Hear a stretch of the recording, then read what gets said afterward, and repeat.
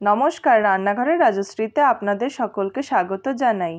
আজ আমি orange candy বানিয়ে দেখাবো।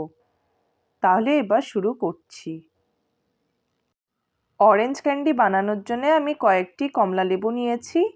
এবার আমি এটার থেকে রস বের করে নেব।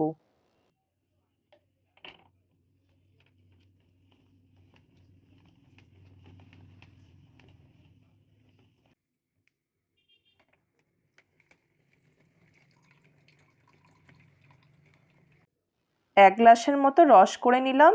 এবার এটাকে ছাঁকনি দিয়ে ছেঁকে নিচ্ছি। ছেঁকে নিলাম। এবার এই রসটাকে কড়াইতে ঢেলে দেব।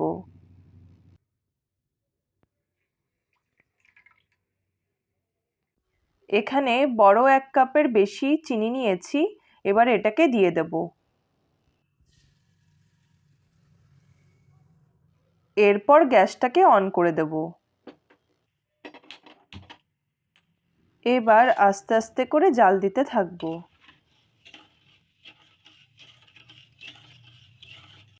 রসটা ভালো মতো ফুটে উঠেছে। এবার ওপর থেকে হাতা দিয়ে ফেনাগুলো অল্প অল্প করে ফেলে দেব। 10 মিনিটের মতো ফুটে গেছে। এবার আমি জলের মধ্যে চেক করে নিচ্ছি। এখনো নরম আছে, আরও কিছুক্ষণ ফুটিয়ে নিতে হবে। ঠিক এভাবে আপনাদেরকে বারবার চেক করে নিতে হবে। সামান্য একটু কালার দিলাম। ভালো করে মিশিয়ে নেব।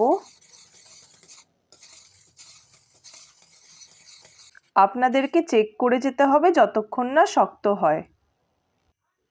এবার মনে হচ্ছে শক্ত হয়ে এসেছে। এবার দেখে নিচ্ছি। একদম তৈরি হয়ে গেছে। এবার ট্রেতে ঢেলে নিচ্ছি।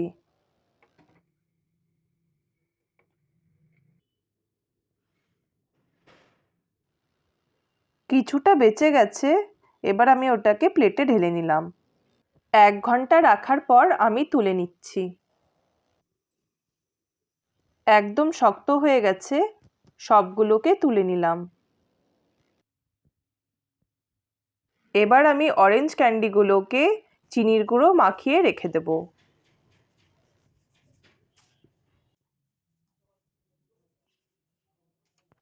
অরেঞ্জ ক্যান্ডি তৈরি হয়ে গেছে।